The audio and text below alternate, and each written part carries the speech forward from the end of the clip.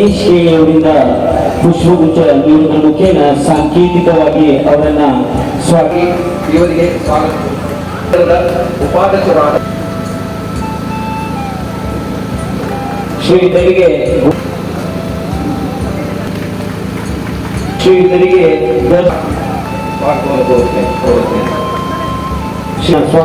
ಸ್ವಾಗತವನ್ನ ವಿನಂತಿ. ಶ್ರೀ ಪಟೇಲ್ ಮಹಾಬಲೇಶ್ವರ ನಾಯ್ಕ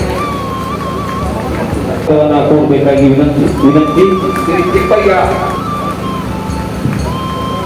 ಚಂದ್ರಗಾಣಿಸಿ ಕೊಡಬೇಕಾಗಿ ಹಿಂದೂ ಸಮಾಜದ ನೀಡುವುದರ ಮುಖೇನ ಉತ್ತರ ಕರ್ನಾಟಕದಲ್ಲಿಯೇ ಪ್ರಥಮ ಬಾರಿಗೆ ಶ್ರೀ ರಾಮಕೃಷ್ಣ ಪರಮಹಂಸ ಧರ್ಮಪತ್ನಿ ಶ್ರೀ ಮಾತೆ ಶಾರದಾ ದೇವರ ಹೆಸರಿನಲ್ಲಿ ಸ್ತ್ರೀಯರಿಗಾಗಿ ಆಶ್ರಮವನ್ನು ಪ್ರಾರಂಭಿಸಿದ ಕೀರ್ತಿ ಪರಮ ಪೂಜ್ಯ ಮಾತಾಜಿ ಯದುಮಯ್ಯವರಿಗೆ ಸಲ್ಲುತ್ತದೆ.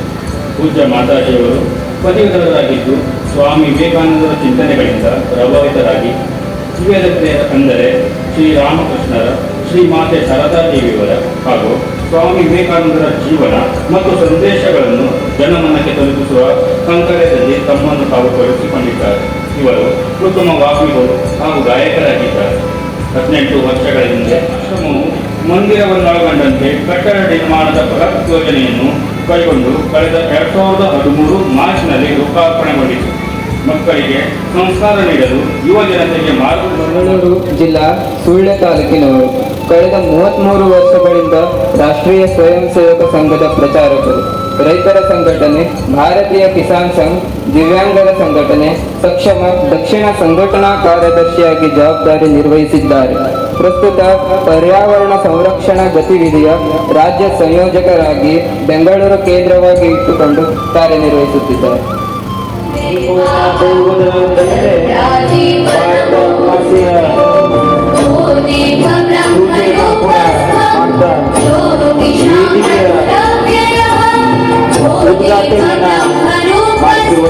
ಪರಮ ಪೂಜ್ಯ ಶ್ರೀ ತೇಜೋಮಯಿ ಮಾತಾಜಿಯವರಿಗೂ ಹಾಗೂ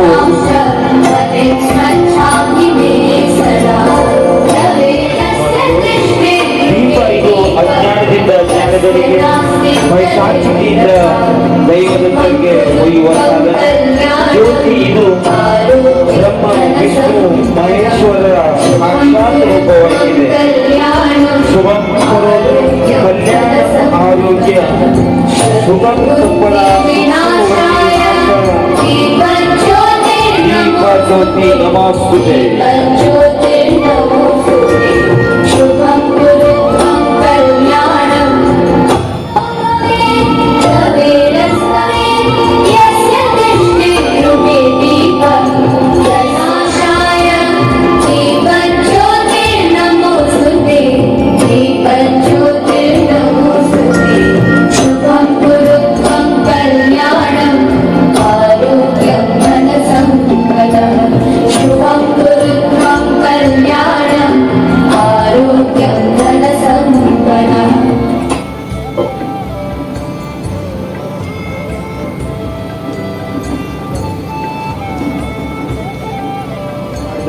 ಪರಮ ಪೂಜ್ಯ ಶ್ರೀ ಶ್ರೀ ಶ್ರೀ ತೇಜೋಮಯಿ ಮಾತಾಜಿ ಹಾಗೂ ಎಲ್ಲ ಗಣ್ಯಾತಿ ಗಣ್ಯರಿಗೆ ತುಂಬು ಹೃದಯದ ಧನ್ಯವಾದಗಳು. ಇದೀಗ ಹಿಂದೂ ಸಮಾಜೋತ್ಸವ ಸಮಿತಿ ಅವಸ ಮಂಡಲ ತಾಲೂಕಾ ಅಂಕೋಲ ಬೃಹತ್ ಹಿಂದೂ ಸಮಾವೇಶ.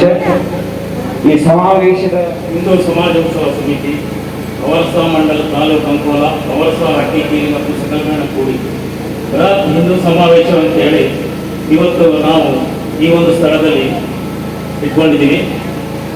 ಮೊದಲನೇದಾಗಿ ಈ ವರ್ಷಕ್ಕೊಂದು ಅಥವಾ 5 ವರ್ಷಕ್ಕೊಂದು 10 ವರ್ಷಕ್ಕೊಂದು ಸಮಾರಂಭ ಮಾಡಿ ನಾನು ಹಿಂದೂ ಅಂತ ಹೇಳಿದ್ರೆ ಆಗೋದಿಲ್ಲ. ಜನಜಾಗೃತಿ ಆಗಬೇಕು. ಹಿಂದೆಲ್ಲ ನೋಡಿದ್ದೀರಿ, ಹಿಂದೂಗಳ ಸಂಘಟನೆ, ಹಿಂದೂಗಳಲ್ಲಿ ಜನಜಾಗೃತಿ ಕಡಿಮೆಯಾಗಿ ಹಿಂದೂಗಳಲ್ಲಿ ನಾವು ನಿನ್ನ ಕೀರ್ತಿಯು ಜಗತಿ ಮೆರೆಯಲಿ, ಒಂದೇ ಆಸೆಯು ಮನದಲ್ಲಿ, ಎಡರು ತೊಡರುಗಳೆಲ್ಲ ತುಳಿಯುತ್ತ ಮುಂದೆ ನುಗ್ಗುವೆ ಬರದಲ್ಲಿ, ನಿನ್ನ ವದನವ ನೋಡಿ ನಲಿಯುವುದು ಎನ್ನೆದೆ, ನಿನ್ನ ದುಃಖಿತ ವದನ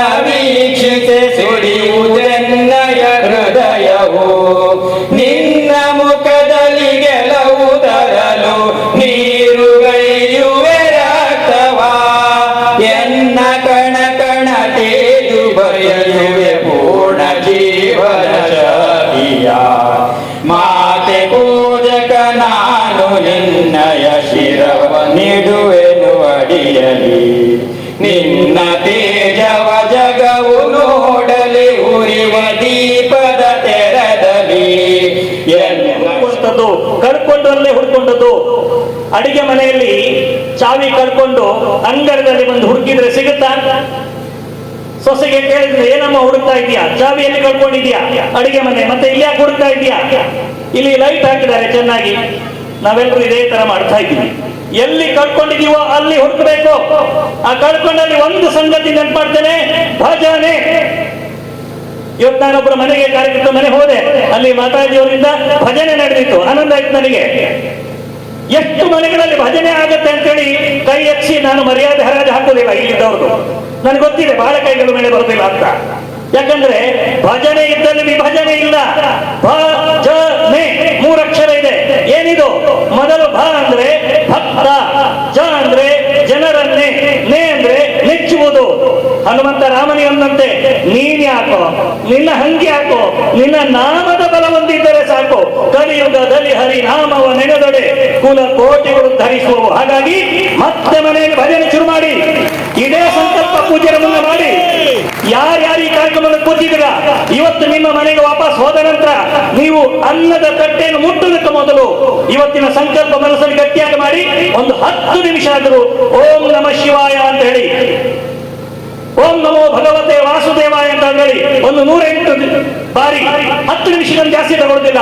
ಟಿವಿ ಬಂದ್ ಮಾಡಿ, ಮೊಬೈಲ್ ದೂರ ಇಡಿ, ಕೆಳಗೆ ಕೂತ್ಕೊಳ್ಳಿಕ್ಕಾಗಲಾದ್ರೆ ಕುರ್ಚಿಯಲ್ಲಿ ಕೂತ್ಕೊಳ್ಳಿ, ದೇವರ ಕಡೆ ಮುಖ ಮಾಡಿ ನಿಂತ್ಕೊಂಡು ನಿಮ್ಮ ಮನೆಯಲ್ಲಿ ಶುರು ಮಾಡಿ 3 ಬಾರಿ ಓಂಕಾರ, ದೀರ್ಘ ಸ್ವರದಲ್ಲಿ ಓಂಕಾರ 108 ಬಾರಿ ಓಂ ನಮ ಶಿವಾಯ. ಯಾರಿಗೆ ಭಜನೆ ಹೇಳಲಿಕ್ಕೆ ಬರುತ್ತೆ ಭಜನೆ ಹೇಳಿ. ಇದನ್ನ ರಂಗೋಲಿ ಹಾಕುವುದರಿಂದ ಅಲ್ಲ, ಒಳಗೆ ಕೂಡ ರಂಗೋಲಿ ಹಾಕಬೇಕಾಗಿದೆ. ಒಳಗೆ ಶುದ್ಧೀಕರಣ ಮಾಡಲಿಕ್ಕಾಗಿ ಕಳ್ಕೊಂಡಲ್ಲೇ ಹುಡುಕುವಂತ ಪ್ರಯತ್ನ ಈ ಹಿಂದೂ ಸಮಾವೇಶ.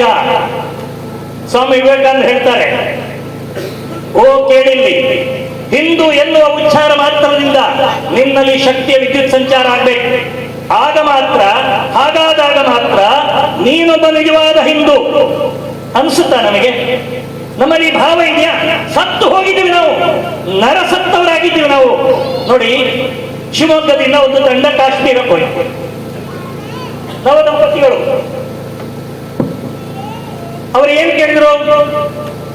ನೀವು ಕುಮಾರ್ ಪಂಥದವರ, ನೀವು ದೈವಜ್ಞ ಸಮಾಜದವರ, ನೀವು ಹವ್ಯಕರ, ನೀವು ಚಿತ್ಪಾವನ್ರ, ನೀವು ಸಾರಸ್ವತರ, ನೀವು ನಾವೆಲ್ಲ ಬಂದು ಈ ಭಾವ ಜಾಗೃತಿ ಮಾಡಬೇಕಾಗಿದೆ.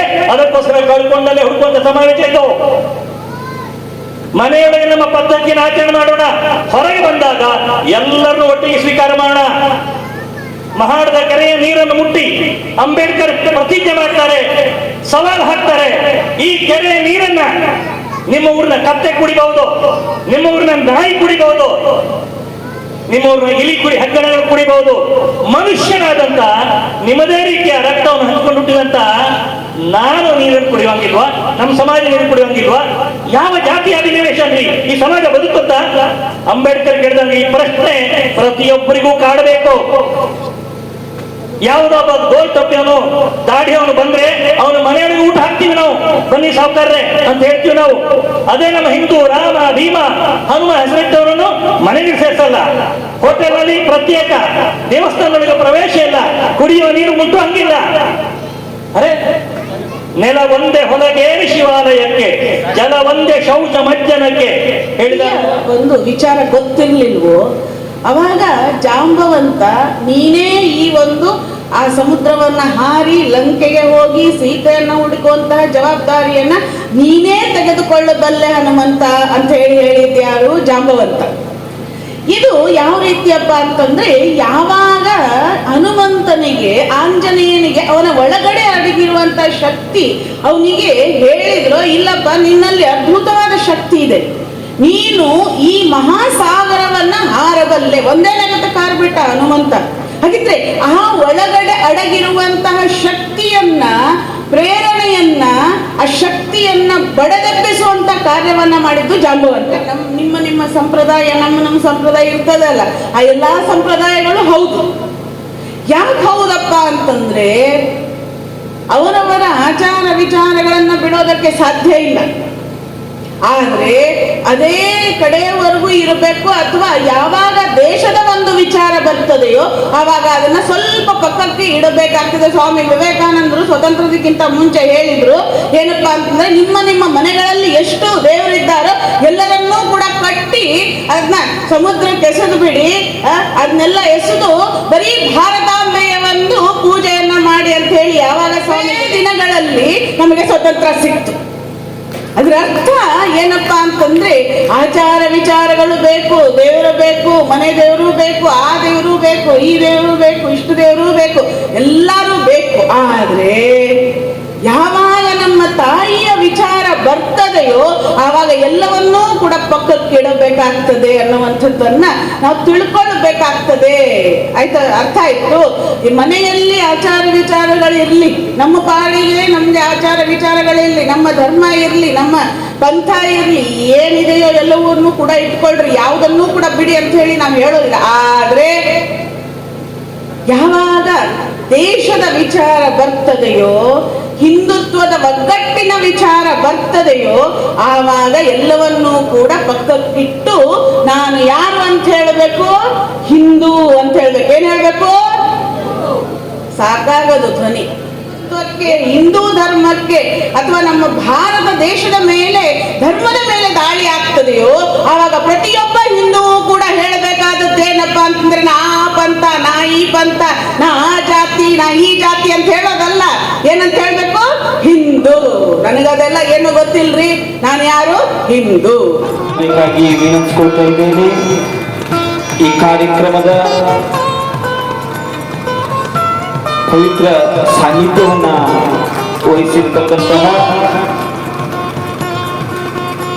ಮಾತಾಜಿ ಶ್ರೀ ಶ್ರೀ ಶ್ರೀ ತೇಜೋಮಣಿ ಅವರ್ಸ ವತಿಯಿಂದ ಒಂದು ಗುರುದಕ್ಷಿಣೆ ಕಾರ್ಯಕ್ರಮ ನಡೀತಾ ಇದೆ. ಎಳವಿಸ್ಕೊಳ್ಬೇಕು.